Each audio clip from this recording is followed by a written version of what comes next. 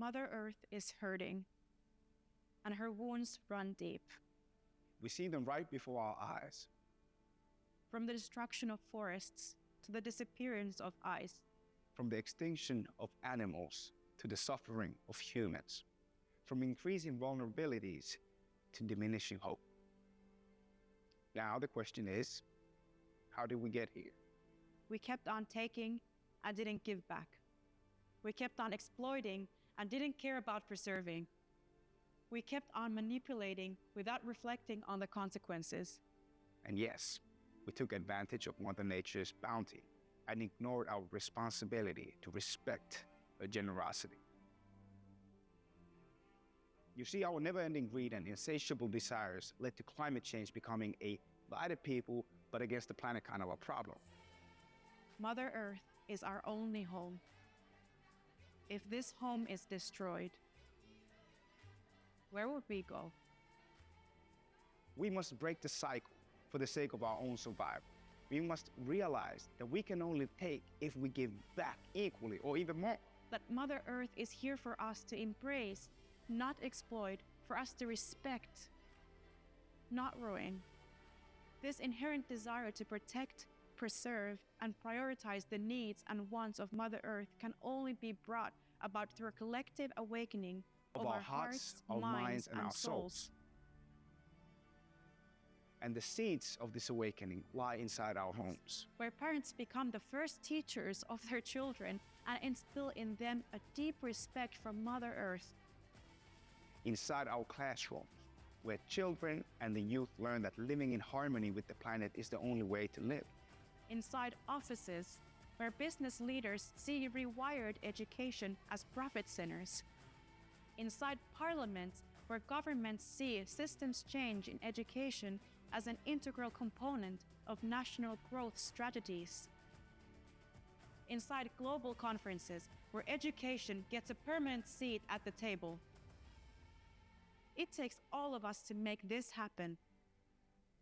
Are you in?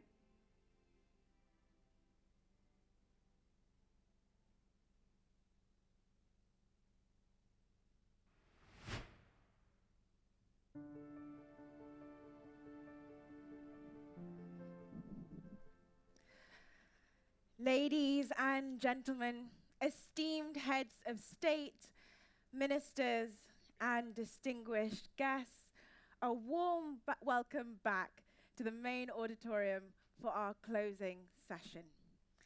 As today's summit draws to its conclusion this evening, allow me to extend the invitation highlighted in the video just played now to all of you, both inside and outside of this hall, to not just reimagine what a rewired education could look like, but to actually take the crucial steps towards realizing it, harnessing the influence and instruments at your disposal.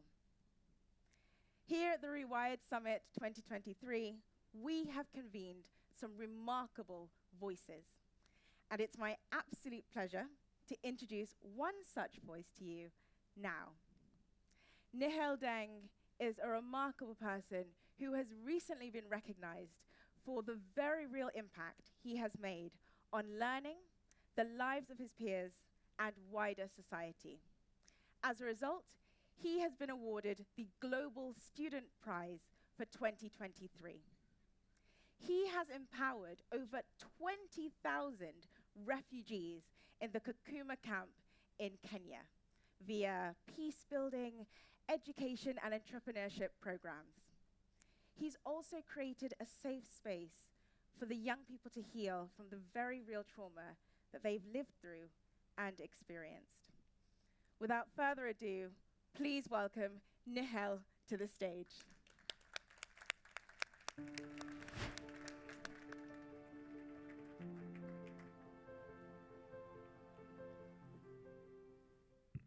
Thank you so much for that very kind introduction. It's really great to join you all. It's been a busy, busy day. I've done so much running over the last few days. I feel like I don't need to go to the gym again. I think I'm good for the next few years. Excellencies, ladies and gentlemen, I'm grateful to join you all at the closing session of the RewirEd Summit. Thank you, Dubai Cares and the Berkeley Foundation for inviting me to speak here today. My name is Nhial Deng, and I'm a 24-year-old South Sudanese refugee and youth advocate. Most of my life has been dominated by forced displacement and conflict that I do not know the reason for. I was born in a small town in Western Ethiopia, where my father settled after fleeing the First Sudanese Civil War more than 5 decades ago. My father strongly believed in the power of education, and he ensured I went to school at a young age. I started schooling under a small tree in Ethiopia. Life was beautiful. I would go to school in the morning, play with kids from my neighborhood in the afternoon, or go to fetch wild fruits. In the evenings, I would help with household chores, or sit down next to my dad to listen to the radio and the stories about South Sudan, my home country. My father radio and storytelling introduced me to the world outside my village. When I was 8 years old, I started imitating the news broadcasters, and I dreamed of becoming a journalist. I remember asking my father one day, what would it take for me to broadcast news on his radio? And he told me I need to go to school, learn good English, and go to the UK and work for BBC. That was all I wanted to do. My English teacher told me for me to learn good English, I need to read a lot, write a lot, and watch American television shows. One morning in 2010, everything vanished away in a few seconds. My village was attacked by a militia group who burned it down to the ground. I was just 11 years old, and I had to run for my life and leave my family behind. I walked hundreds of kilometers a day to reach the Kakuma refugee camp in Kenya, which is home today to over 200,000 refugees from all across East Africa. I arrived in Kakuma frustrated, lost, and traumatized. The only time I was able to feel a sense of normalcy again was when I started attending school in the refugee camp. In school, I was able to find hope, solace, and healing. I started dreaming about a glowing future again.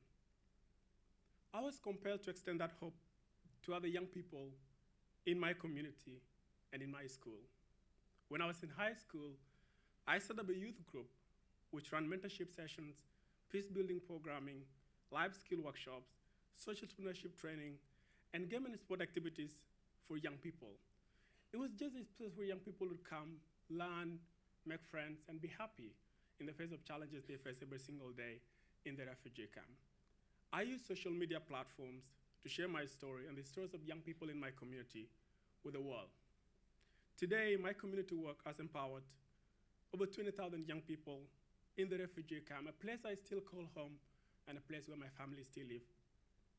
In 2021, I found a full scholarship to study global affairs and communication in Canada. Beside my studies, I'm active in the social justice space, advocating for peace, refugees, gender equality, education, climate justice, and youth leadership. In summer this year, I visited 6 refugee camps in the Eastern Africa region. All the young people I met in those refugee camps wanted 2 things: education and opportunity. The voices I heard during the summer still keep me awake at night. In September, while I was in New York for the UN General Assembly, I was named the winner of the Check.org Global Student Prize. The Global Student Prize is a $100,000 award given to an exceptional student from across the world who has made a real impact on learning, the life of their peers, and on society beyond. I've chosen to give 50% of the prize money towards setting up a library and community center back in Kakuma refugee camp, where I grew up. My story is not remarkable or unique in any way. It is the story of millions of people. As I'm sure most of you in this room will know, today 1% of the global population is displaced due to conflict, violence, climate change, and persecution. Climate change is not only displacing people, it is disrupting education system and making life impossible for those already displaced. We're not just a statistic on a paper or headlines on your TV screen. We are humans. Each of us has a name, a story, and a dream unfulfilled because of circumstances beyond our control. The Global Student Prize, while a personal achievement, symbolizes the boundless potential that exists within each person forced to flee their homelands.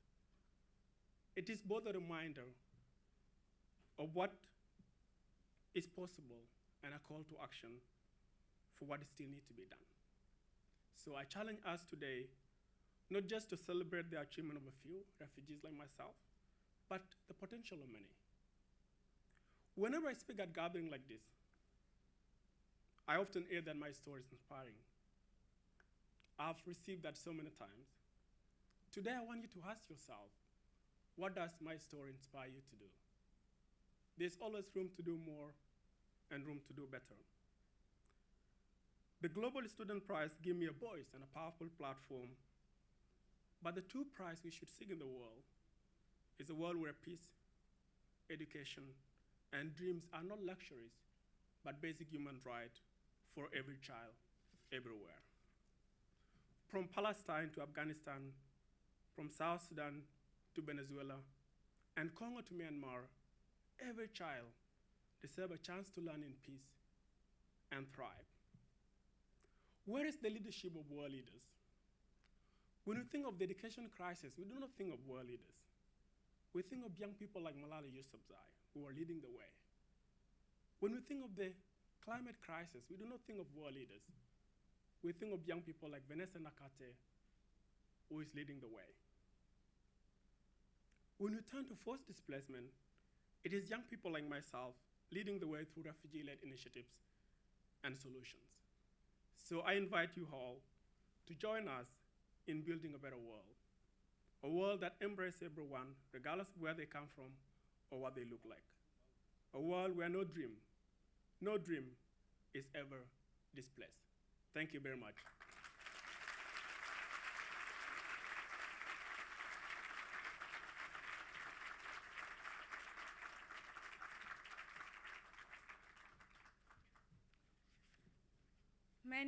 Many thanks, Nhial, for that incredible insight and window into what education has meant for you and how you've used it to empower others. I think I speak for everyone in this room when I say that I'm blown away by your impact and generosity. 50% of the prize dedicated back to his community. Amazing. Thank you so much for that.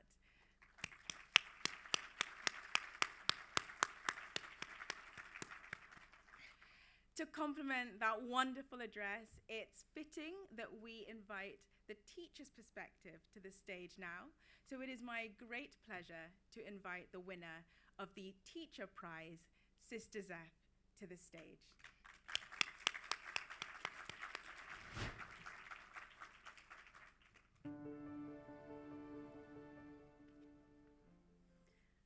Thank you so much for having me here and for giving me the voice.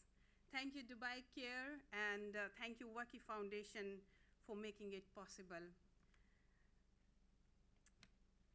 Excellencies, ladies, gentlemen, educators, and activists, I'm deeply honored and humbled to stand before you today as the recipient of the Global Teachers Prize 2023.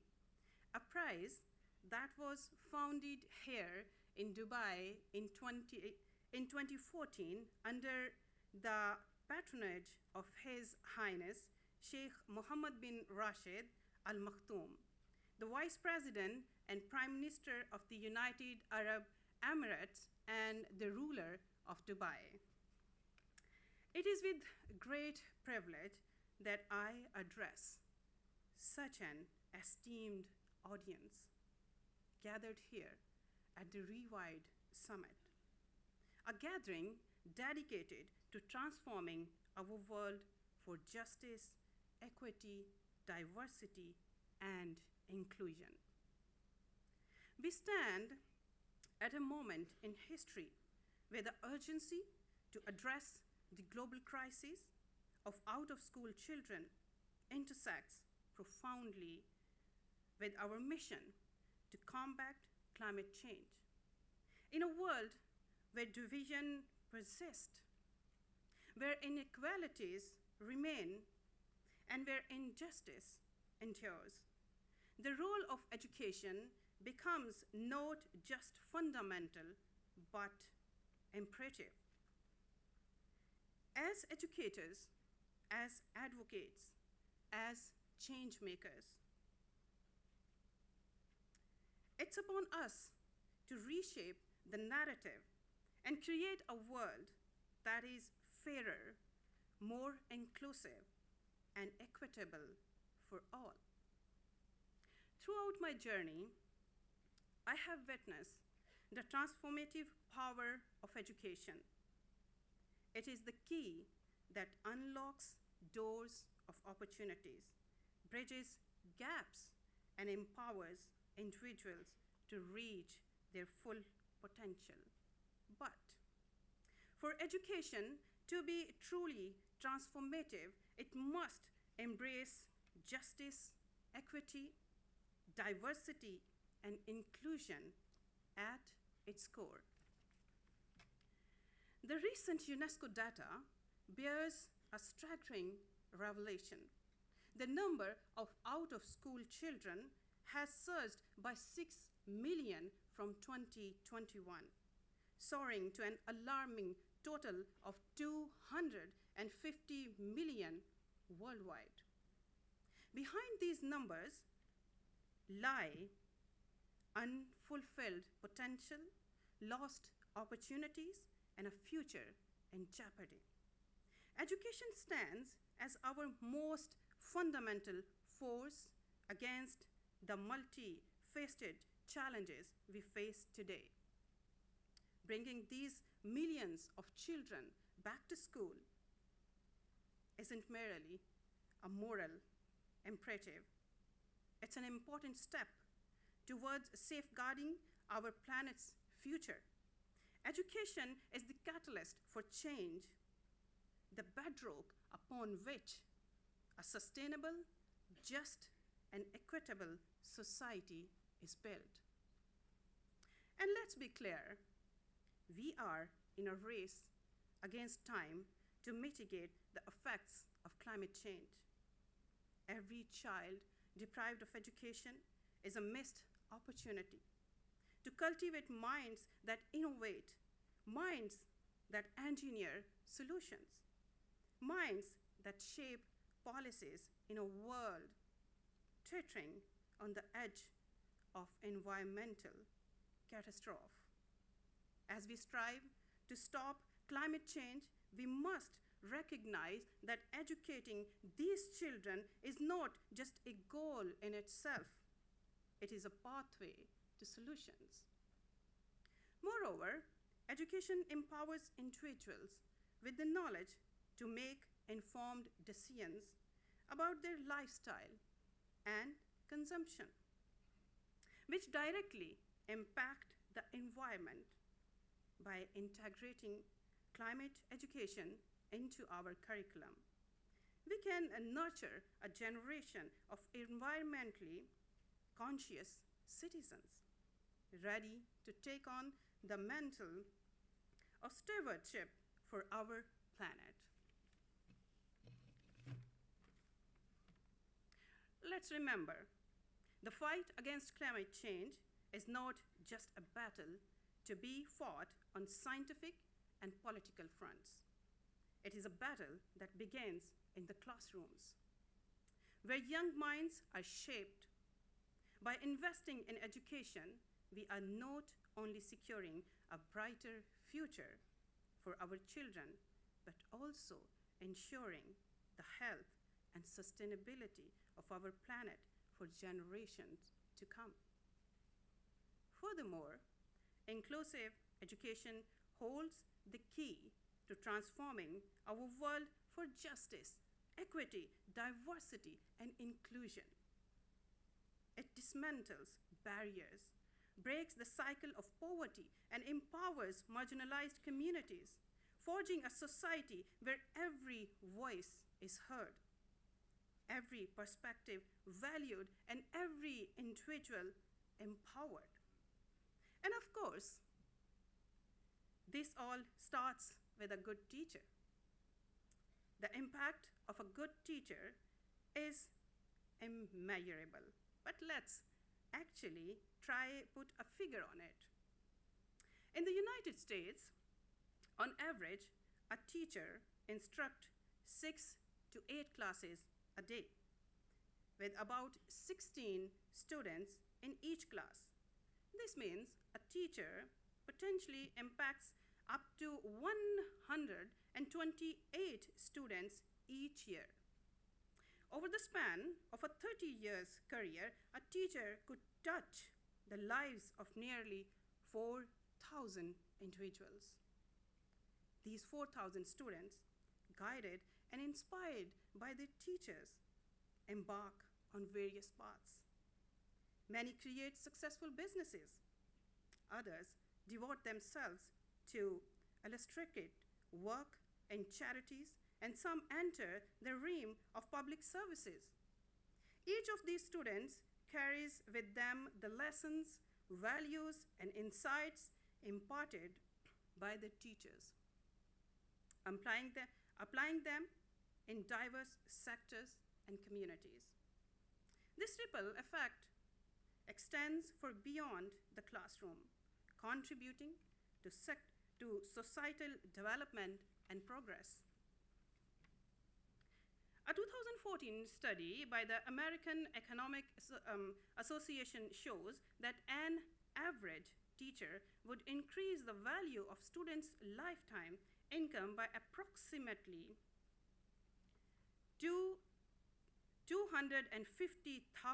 per classroom, $250,000 per classroom. So a very rough estimate is that a single teacher would be adding over $60 million to the economy over their career. The task ahead of us is monumental, but by recommitting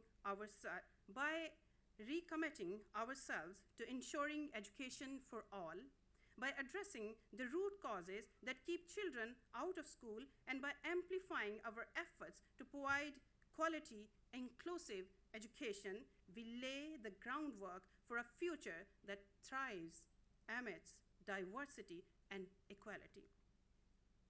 Justice demands that every child, regardless of their backgrounds, has access to quality education. Equity necessities that will level the playing field, providing support and resources where they are most needed. Diversity is our strength. Embracing the richness of cultures, perspectives, and experiences. And inclusion is the cornerstone upon which we build classrooms and societies, where everyone feels valued, respected, and empowered. Let's join hands, not just in recognizing both the global education and the global climate crisis, but in taking decisive action. Together, let's pledge to bring every child back into the classroom, nurturing their potential to be architects of change, the guardians of our planet, and the catalysts for a transformed, equitable world. Thank you so much.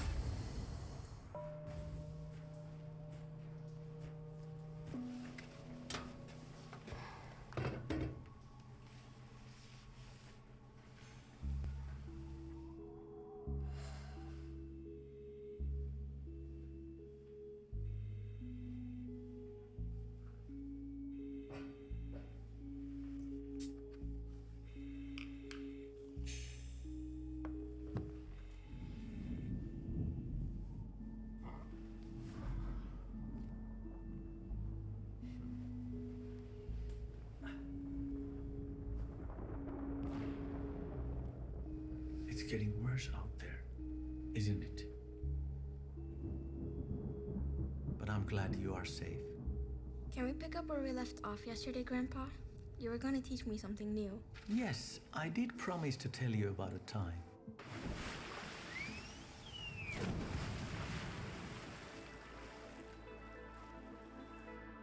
There was a time when clean air filled our lungs.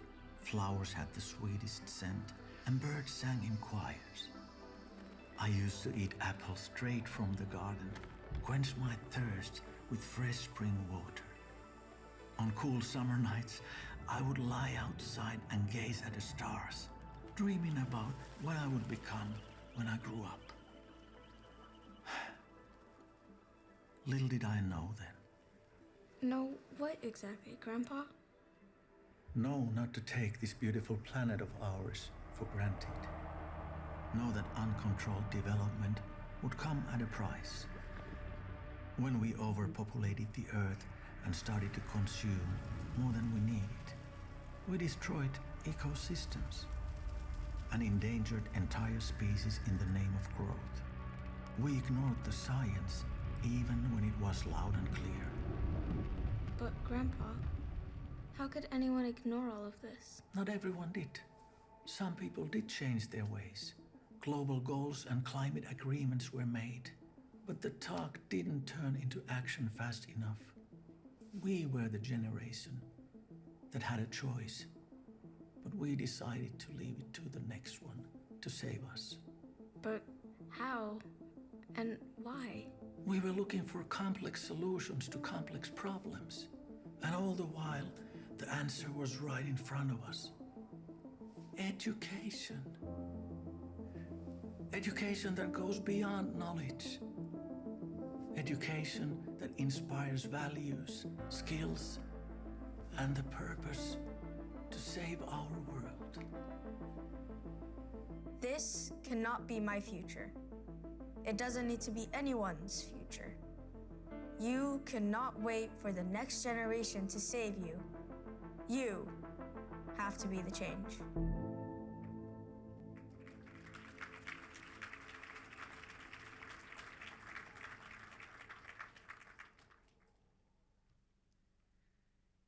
Ladies and gentlemen, it is the concern around that dystopian future that encouraged our next speaker to engage more deeply with the environmental emergency that we're facing and consider how education can play a role in the solution. Bobby Sager is a photographer and philanthropist, and today he joins us to share more from his travels and what he's seen and how this supports the RewirEd agenda. Bobby Sager, please.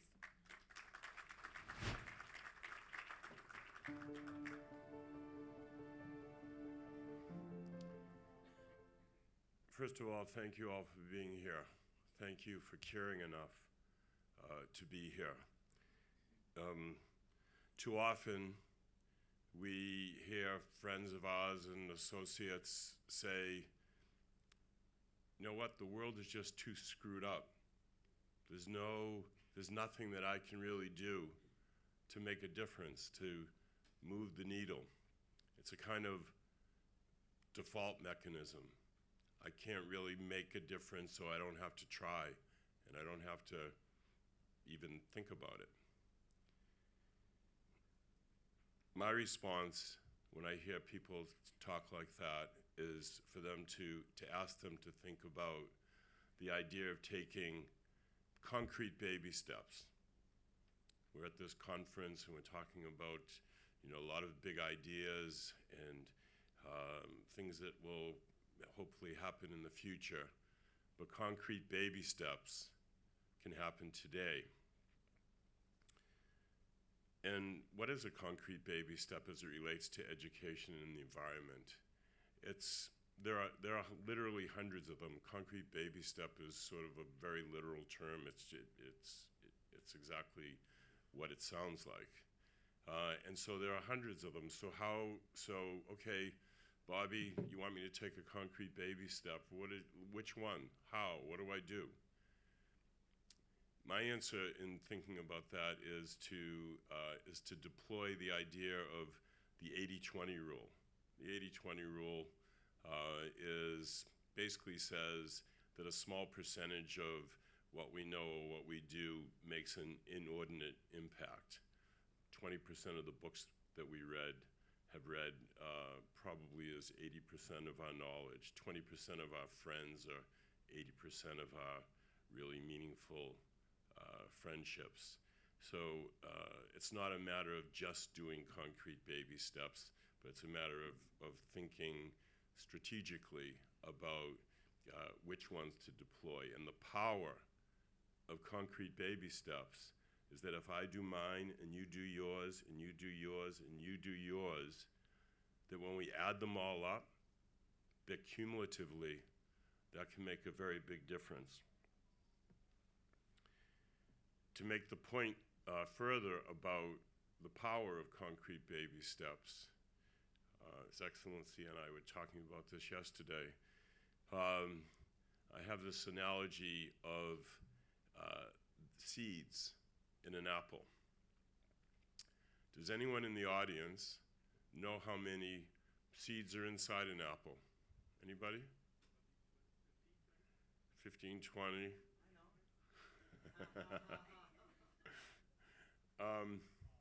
I don't know. I have no idea, but I know how to find out. I can cut the apple in half and I can easily count the seeds. But the point that I want to make as it relates to concrete baby steps and the multiplier effect is that while you can find out how many seeds are inside an apple, you can never know how many apples can one day come from one of those seeds. How many trees, how many orchards. So we must plant those seeds. And I'm just going to conclude my brief remarks by relating something, an experience that I had with my family with Nelson Mandela in his living room when my kids were very young. And my daughter said to Madiba, you are such a hero to my mother and father. I'm wondering, who are your heroes? Which was a pretty good question for a 9-year-old to be asking. Yeah, who are your heroes? And Madiba took her hand and said, her name is Tess, said, Tess, my heroes are not presidents of countries and prime ministers and cabinet ministers. My heroes are ordinary people that decide to that see our broken world and decide to make a difference in the lives of other people. Those are my heroes. And by that definition, all of us, by deploying concrete baby steps, can be heroes to Nelson Mandela. So please take that message to all the people that aren't in this room. People, I feel like I'm sort of preaching to the converted. You're all here because you're ready to make a difference. But there are so many people that are kind of paralyzed in their action. Please convey to them the idea of concrete baby steps, the filter of 80-20, and the idea that we can all be heroes to Nelson Mandela. Thank you.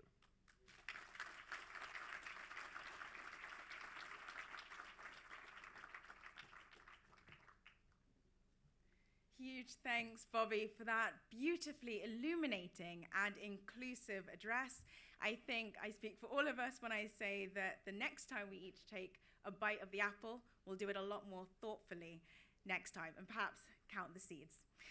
For our next speaker, due to her commitment to lessening the carbon footprint, she joins us not in person, but via video message, perfectly embodying the ethos of our third core focus area, leveraging technology. As such, I'm delighted to welcome to the screen Amina Mohammed, who serves as the Deputy Secretary General of the United Nations.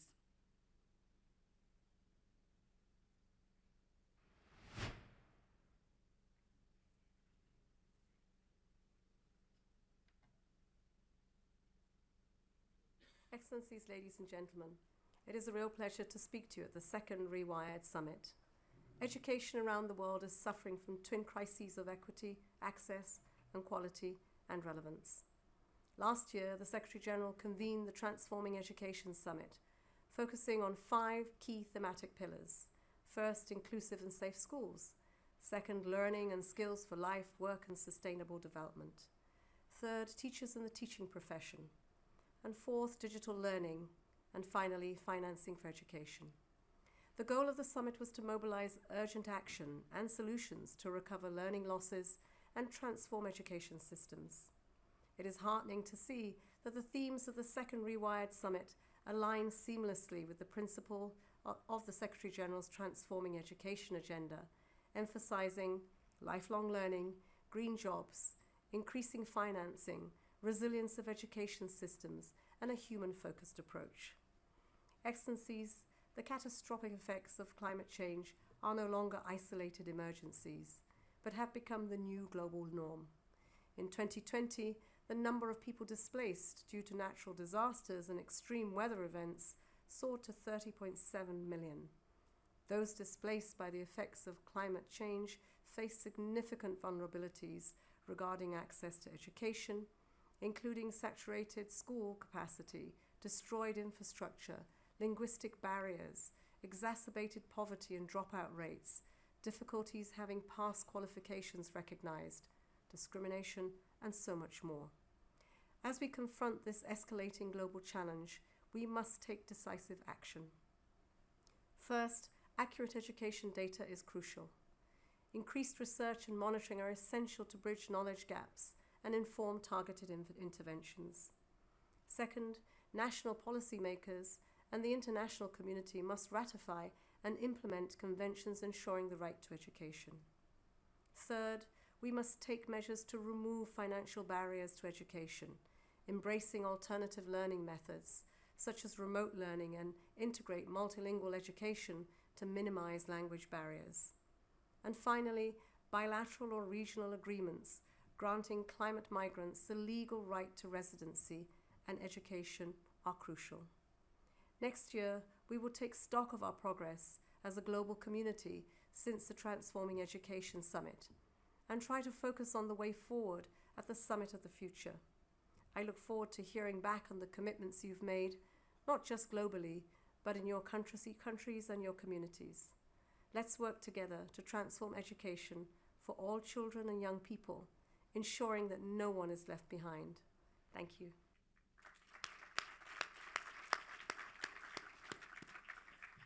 Huge thanks to Amina Mohammed for her unwavering commitment to embodying climate consciousness and elevating education in every single one of her actions and decisions. So, ladies and gentlemen, esteemed heads of state, ministers, and distinguished guests, with the fantastic summit almost at an end, it feels fitting to give the final word to the driving force behind all of this and all of what you've experienced today, His Excellency, Dr. Tariq Al-Gurg.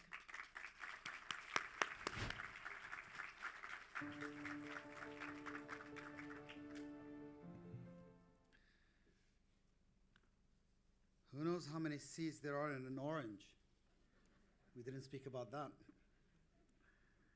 And good evening to you again. I would first like to start by thanking every single one of you who managed to attend the summit, stayed for a full day of fruitful discussions, and yet managed to stay and attend until the closing session. What a day it has been. The energy and passion from every single one of us was deeply felt by all of us here today. We are humbled by what we heard from you and grateful for your commitment to make education transformation a reality. This may be the final segment of our program today, but I can see that a new era for education, thank you, has only just begun, because today we have unlocked countless new opportunities that will lead us towards a path of progress and prosperity for both people and planet. We kicked off this edition of the RewirEd Summit with one core mission in mind. That is this platform will be the one that brings everyone together to take collective action for education transformation. Education was, is, and always will be our anchor, our guiding, our efforts in ensuring that humanity is on a path to a brighter future for every child and young person in the world. In fact, this was the belief that led our founder, His Highness Sheikh Mohammed bin Rashid Al Maktoum, to establish the YCARES back in 2007. And 14 years later, we took his vision to a new place when we incepted 2 years ago the RewirEd Summit for the first time and positioned it as the platform for education transformation to become the priority it needs to be for stakeholders across sectors to work together and for children and youth to be brought back to the forefront of our human development efforts, because it is ultimately their young minds that are shaped by the principles that we have collectively championed today at the RewirEd Summit. And these are the minds that will design our shared destinies through the decisions and actions they take today and in the future. And it is for this that the RewirEd Summit is now going to be an independent standalone with a global board.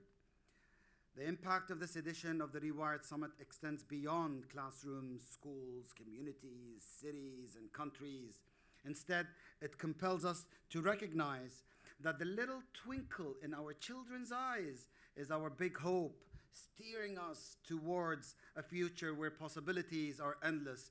And most importantly, it is reaffirmed our role as the sector that proactively and passionately champions people for future and planet.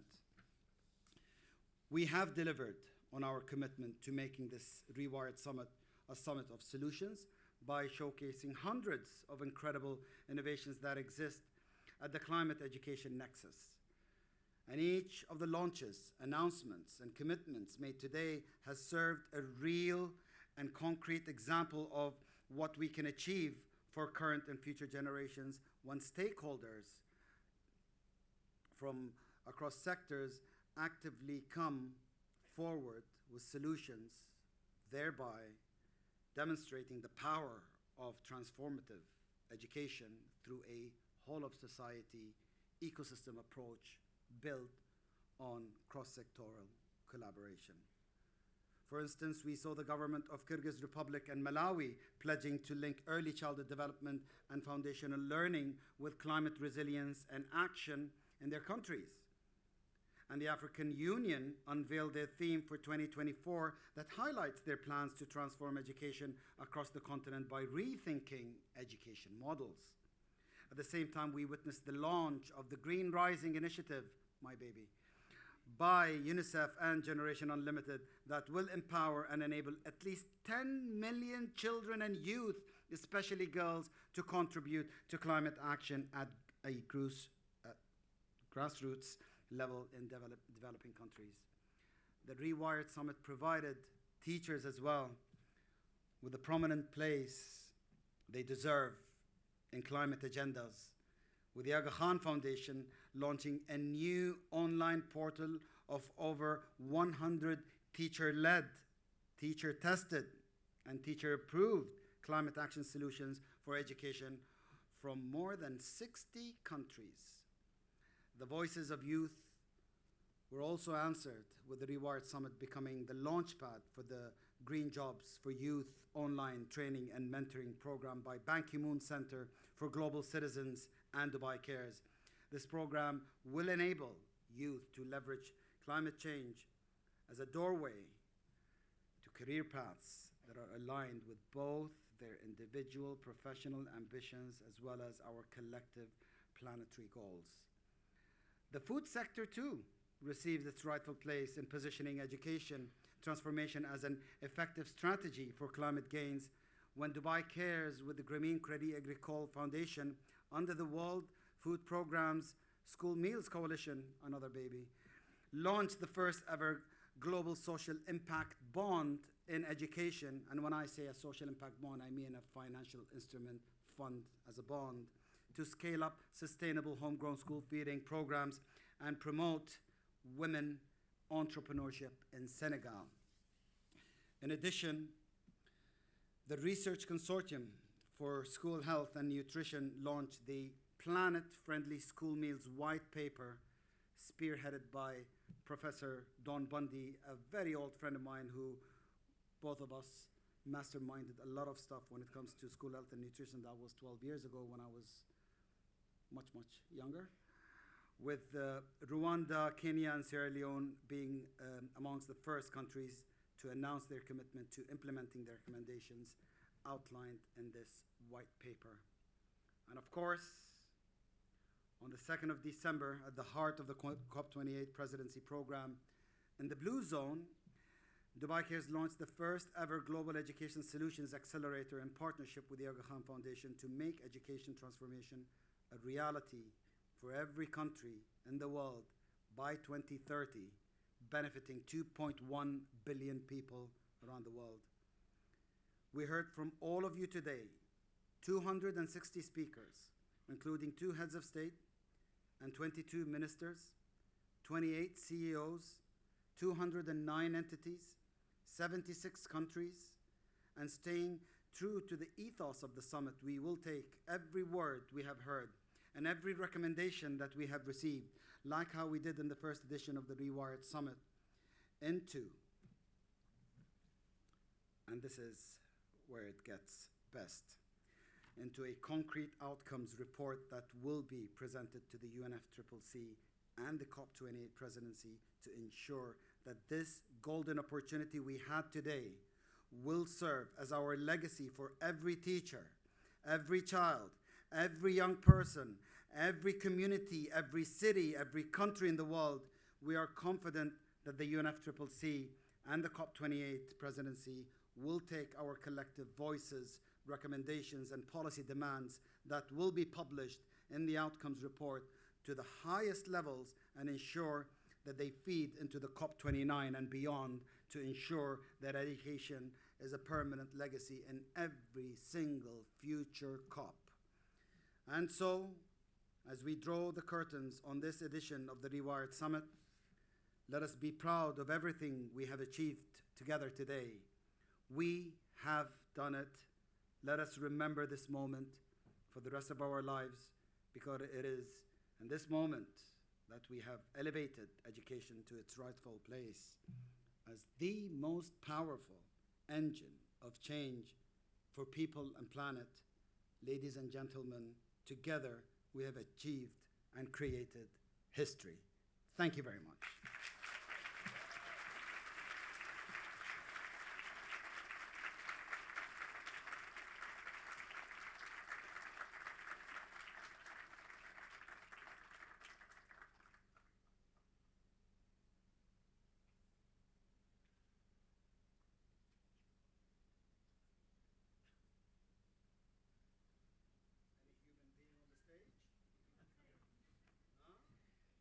No, I just needed to take some time to fully digest the power of that message.